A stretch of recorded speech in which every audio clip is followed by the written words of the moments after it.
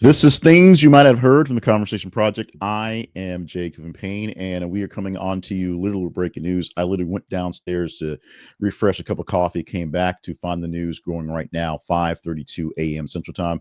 I guess it broke probably 5-10 minutes ago that Dick Cheney, the former vice president, has died at the age of 84. We do not obviously have that news right now. I'm watching CNN. They were prepping for talk about elections today. And Charlie Dent had to be on with Audie Cornish, and they're talking about some Dick Cheney stuff right now while they're working on some packages. Of course, Dick Cheney has been in kind of bad health in a while, so they'll have more packages pretty quickly. But the big news of the day, despite whether we will now be taken over by some sort of democratic socialist agenda, will be the passing of Dick Cheney, which may turn into one of the greater ironies of the day. In the meantime, we do have stories you already prepared for you today in the Conversation Project course, as we tell you every day. Your home for headline news, information, and pop culture references that are worth chatting about. Today, we're chatting about World Series numbers. That is the viewership numbers, despite the fact they're cutting sports from what's called the TV these days. The Daily Show and its numbers and keeping people paid, keeping people online, and the sexiest man alive, and a bit of controversy on how much sex he is. Plus, of course, in the graphic, we're talking about SNAP benefits, as we're looking at today being the tying day for the longest shutdown in history, owned by Trump 45, now owned by Trump 47. Assuming they don't wrap it up today, he'll get the record in 24 hours.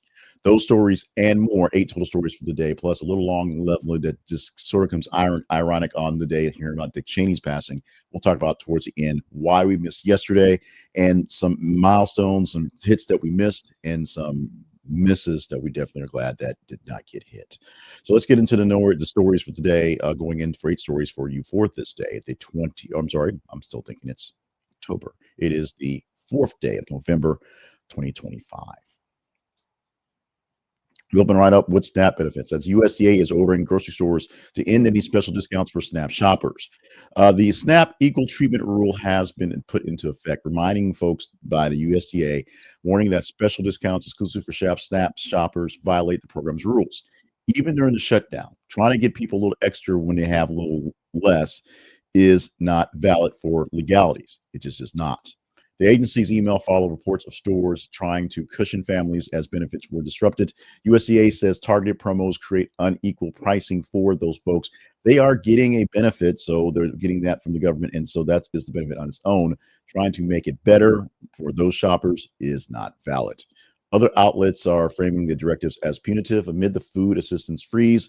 Fact checks note that waivers are of a narrow exception going forward. There are some places that you can do this, but in most cases, making a sale for SNAP benefits, a 2-for-1, if you will, is not what you're going to have. Advocacy groups argue that SNAP policy undercuts food security anyway, and inflation and lapse payments bite the hardest for those folks who don't have those funds. Expect more chains to actually pivot from the SNAP-only deals to store-wide promotions to stay compliant. Everybody gets them, but it's really targeted towards SNAP compliance as well. You'll see these things going on. Most of these are happening in very large cities where very large contingents of SNAP benefits are the norm. We didn't get on the air on Monday morning, so we didn't get a chance to live in the bask in the glory that was the 60 Minutes interview, a 74, I believe, minute full interview that obviously can't run in 60 minutes or 44 minutes on prime time. So they aired about 24, 25 minutes of it, but it did take 2 segments of the time for 60 minutes. So they got that going forward. However, some of the more spicier things got its run in various places. And we have one point we're pulling out here about the ICE raids. The ICE raids not going far enough. Immigration crackdown intensifies per President Donald Trump. He says that they're not going far enough and wants a broader enforcement on them to come. The comment fits in the escalation arc where more work site checks are being there, more detainees are being pushed aside, and more removals are being prioritized as a policy show of force in this area. Advocacy groups are community-wide chilling effects, reporting the crimes and showing up on court. It's just so large that so many people are showing up in these places and then being apprehended and being sort of deported. For folks out there working the communications and trying to actually speak these things, the immigration narrative is now raid metrics. Essentially, how many folks are they picking up, and not so much the border stats. The border is all practically effectively pretty much shut down. Not many people coming across the border, but it's how many people they can actually pick up in the raids and send them home from there. Now, the lawsuits what local operations mandates are going on and fourth minute contours are all about. So this ain't over yet, or it ain't even close. But we do know that Donald Trump thinks the raids are going fairly well. In fact, so well, we should have more. Your mileage may vary on those thought processes. Meanwhile, global courts are warning that paramilitary forces in Sudan may be committing war crimes and growing famine crisis, and we may get involved. The ICC prosecutor warned that evidence from Darfur points to war crimes risk by paramilitary forces, and investigators preserving territory and digital proof are out there basically showing what's going on to give the actual proof. The alert comes as famine conditions worsen and aid access remains erratic in places like that. Prosecutors are emphasizing ongoing jurisdiction from prior Darfur referrals, enabling fresh warrants if thresholds are actually met. Humanitarian agencies say food scarcity and displacement are multiplying civilian harm rather than the relief can actually scale. You can't actually build up some sort of life that's good for people out there because so much bad is happening in the process. Expect renewed pressure on states to assist evidence collection and sanction enablers. And by the way, while Sudan may not be our main target or going forward, we apparently are bracing for adding some actual military actions, maybe some boots on the ground in Africa, in the African nations, one of those S-hole countries the president may talk about, because Christians are being attacked. And you just kind of have to go along with that one for what's going on. Now, let's move on to, I didn't change the slide. Sorry about that. So that's the slide for Sudan. This is a slide for flight delays. Flight delays are surging nationwide as government shutdowns enter the second month. As we said, we are now into the fourth day of November, which is the second month. So this is essentially week 5, I would say, of the government shutdown. Air traffic control is dragging, with shortages being triggered by rolling ground stops and metered departures, snarling key hubs as people aren't showing up for work because they're not getting paid. More than 5,000 flights were delayed in a single day a few days ago. Officials warning that deliberate slowdowns are necessary to maintain safety. Essentially, if people aren't showing up for work, you have to basically work what you have. You make the staff go better. It's the equivalent would be if you have a big game coming up, big game weekend, and you want to send people to restaurants, but the staff doesn't show up. You basically limit the people inside the restaurant, so you can't overcome anybody. It makes perfect sense, except for the fact that there's plenty of seats, and there's plenty of space, there's plenty of planes, and should be able to fly out as they do. But without enough people to manage them, there really aren't plenty of planes, plenty of seats going forward. Airlines are issuing fee waivers and cruise times out with schedules unraveled by what's happening. The stress of labor is pretty bad. Essential staff are working on a pay, of course, and they are, of course, not showing up to make those absences work, but they're not working for that one. It is now the 4th of November, with your holiday travel season officially kicking off in about 3 weeks. We will see if this deadline, there is no deadline. We'll see if this shutdown continues towards that time. It makes it even worse. Right now, planning is terrible because once we get everything back to normal, other people have to get back into line and get things actually some semblance of normal, if you will. And then they have to be able to get people back and forth throughout Christmas, throughout Thanksgiving, throughout the time before and New Year's, which is something to be seen. Take a quick break from the news stories. We got you 4 down and 4 more to go, and we are going to do our best to do things that are conversational. We do this with your help, and with your help, it happens. But we need you to help us grow a bit. Now, in the end of this thing, we're going to talk about a disappointing milestone we did not hit this weekend. One that is we're kind of glad that miss that really happened this weekend. But we do need more people involved to make this thing grow as a website, as a YouTube site, as a movement, as me, as being a influencer, if you will, or someone speaking on some news stories. We need you to like, share, and subscribe to the work that we do. Like it so that I know I'm doing good jobs. Like it so the algorithm thinks you're doing good jobs, and then it'll show to more people. Share it with more like-minded people and get them involved, and that way they will see what we're doing that's fairly good, and hopefully they will engage and enjoy it as well. And also, you can subscribe to this if you're not getting this native in your feed. You're watching this because all of a sudden your algorithm decided today was the day to share it to you, or someone shared it with you because they thought I was, people's sexiest man alive. Not quite. You can see how that works out there. So like, share, and subscribe to get more people involved in our what we call News Nerd Nation, people who are engaged in the news, engaged in stories, engaged in the topical aspects of what's going on, not just being sucked in by mainstream media and the stories they want to push every single day. Moving back to the news stories, we go on to Hurricane Melissa, which is literally going back about a week. The death toll from Melissa in Jamaica is now at 63, and they're facing about $4 billion in damage at the current level of assessment. The government says that researchers are saying this is what a catastrophic hit. The loss roughly between 2.2 and $4.2 billion right now, of course, still counting. Officials say the rising death toll and the widespread destruction across parishes are just terrible. The country's catastrophic bond has been triggered.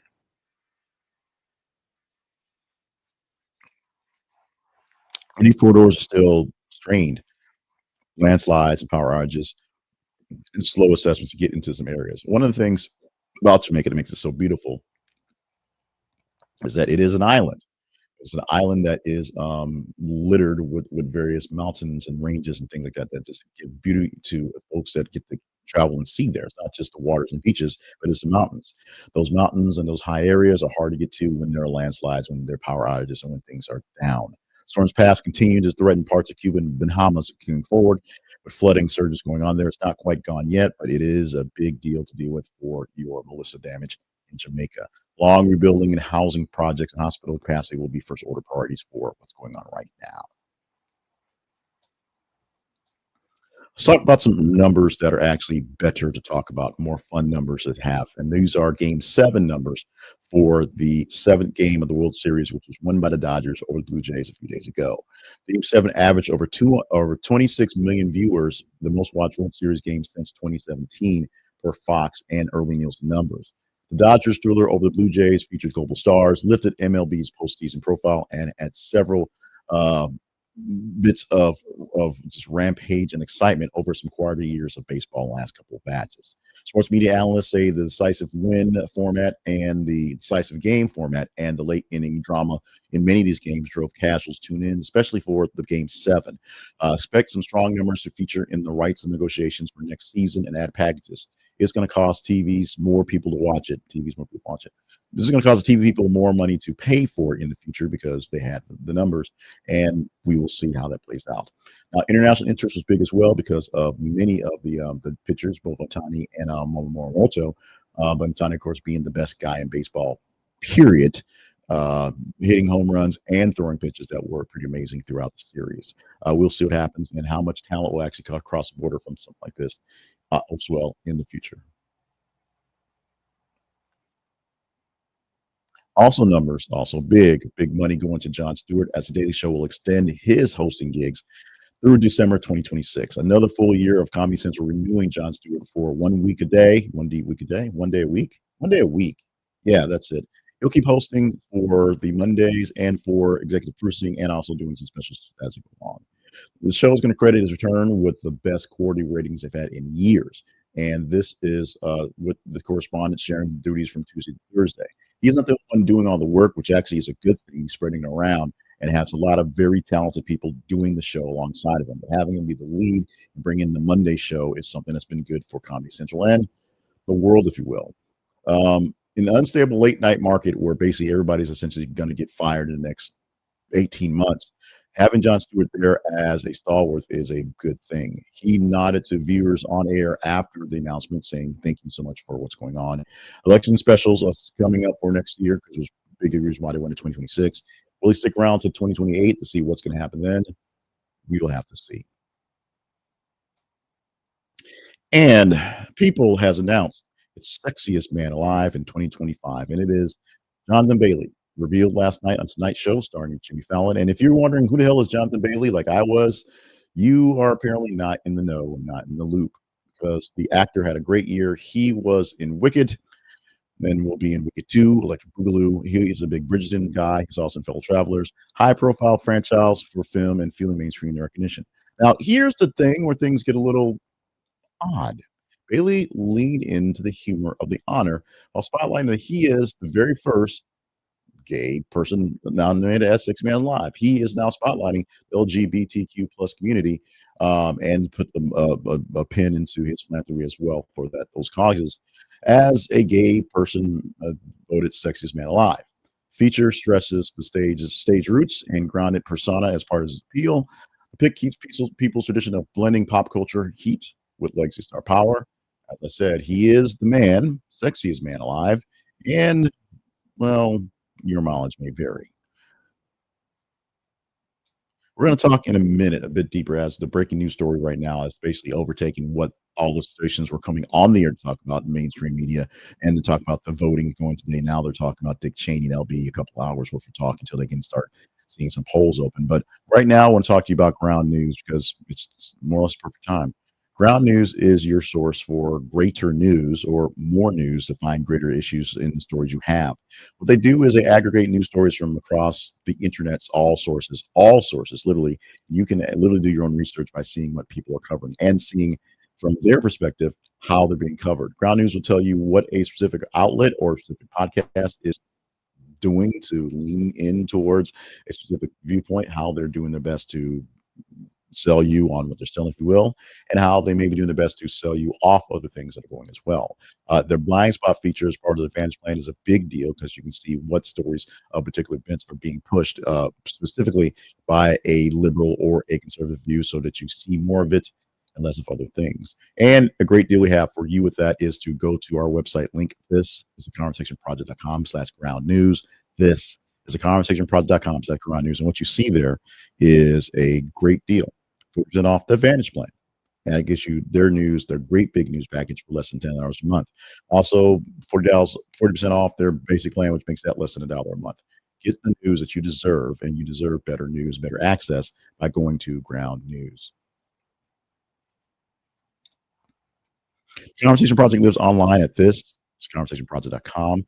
Online home for email, if you can say it that way. It's a conversation inbox at gmail.com. Visit us on Facebook and X for the feed so you can be part of the show. You literally help us vote up by engaging in stories.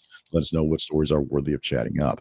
Now, real quick, as we're talking about right now, we're looking at Dick Cheney, former vice president, dying today or being announced today, this morning at 84. And as much as CNN, they were all, they had the Foursquare radio up to talk about Mandami, talk about what's going on in the um, governor's race in Virginia, things like that. And now, as these things go, they're overtaken by this larger story that people pay attention to. I'll get a chance to flip through some channels in just a minute to see how those are going and see how they're covering it on places like MSNBC or whatever now and Fox News, things like that. And also they've broken into the national coverage of the local things. This is just sort of a way of just sort of making note of how news works, how information works, how things flow and don't flow going forward. This is a big story, big take, and so they're taking it in because Dick Cheney, obviously a big part of our lives, especially during the 9/11 times, and sort of being sort of this spirit, ghost cloud of evil, and just sort of processed this back in his day. A guy that nobody messed with the Cheneys, and a guy who essentially, when Donald Trump came into power, had to sort of flip because he wasn't down with that way. And we got to see where the new Republican parties and the way Democrats, the way the democratic process goes and how things change. So we'll see that. So Godspeed to you, Dick Cheney. We don't wish ill will on anyone. We just know sometimes the ill will that you put on us was a bit much. And of course, he shot his best friend in the face, who survived, and they lived to joke about it. Now, let's talk about me real quick. Today is Tuesday, November the 4th, 2025, and we're glad to be here on this Tuesday. Now, we wrapped up the weekend, wrapped up the month with a couple of things. One was a milestone that we did not hit, and one was a miss that is a bit of a thing. We'll talk more about the miss and the bigger thing. The milestone we didn't hit was we were looking for a financial milestone to hit, and we missed it literally by 39 cents. 39 cents. And so because of that, we didn't hit a marker for a payment from a vendor, and it stung. It stung a lot. We didn't quite know what it was going to be because we went into Friday waiting for the actual change to come in there. We were at that point we were down $2. We did not make it up. We only made now, like I said, we missed it by 39 cents, which was something a bit of a heartbreak going into. Actual heartbreak going into the weekend was on Friday night after we finished handing out candy to trick or treaters. I suffered a pretty big heart attack. and survived it. And oddly enough, doing very well. Thanks to technology, I think that would have been a widowmaker if I'd waited basically another hour or two and keep fighting my wife about going to the hospital. I could have passed away at home. They were able to basically put a stent through my arm. I have a little scar right here. You can't see my hand. It's covered by my thing, but there's a little scar right there where they basically punched the stent all the way through to my heart to open it up. And so now I'm dealing with those things. So that's a miss that I'm definitely glad for. Very much happy for my wife, Christina, with a K, for winning that argument because it was quite an argument to go to the hospital. And we missed out on Monday because a little tired, a little edgy, keeping with things going forward as we're doing things. This may not be the best use of my time right now either because I should be sort of chilling out and resting, but I had to get back to this one. I thought it was going to be a big Mandami day, and it probably will be. With that, I can go too much longer because we got to wait for coverage to get lined up. Today is the tying day, I believe, for the longest shutdown in American history or recent history. We'll see if we pass the record in the next 2 days. Spoiler, we probably will. We'll see what happens in the elections across the nation. Although it is an off-year election, and these things shouldn't make a difference. The reason why we're looking at New York City is because it is, while not exactly a shining beacon of how America goes, with the threat that is Mondami, if you will, as a threat, or the threat that is actually is Cuomo, if we want to go there. Or the way things go will make a big difference how we see ourselves for the midterm elections next year, this time next year, and everybody's voting for something. Meantime, love you, definitely love you, mean it so much, and could use a little bit of help in the other end. Like I said, we missed a financial milestone that would have been a big get for us and a big thing for us to celebrate by less than 50 cents. 39 cents was what kept us from hitting this milestone. I need your help. I need your assistance. I need you to tell me what I need to do better to make sure we hit these things better. Because we like to have this thing here or these things here pay for themselves better, pay for me better, pay for my kid and their hair better. You don't understand how much it pays for a black girl to get her hair done every couple of weeks. It's murder. It's torture. My health care is one thing, but her hair care is a whole nother issue. So we can use some assistance on that one. Love you. Mean it. I'll have something a bit longer to go talk about the heart issue and what I'm going through now and why something like this actually, as stressful and crazy as it is, does help. In the meantime, we're going to assume we're going to get back to a normal sort of pace and cadence going forward. And so while things are a little slow and a little dragging, we expect to have a Wednesday edition and, of course, talk about who wins all these elections or if things are still in holding patterns come tomorrow.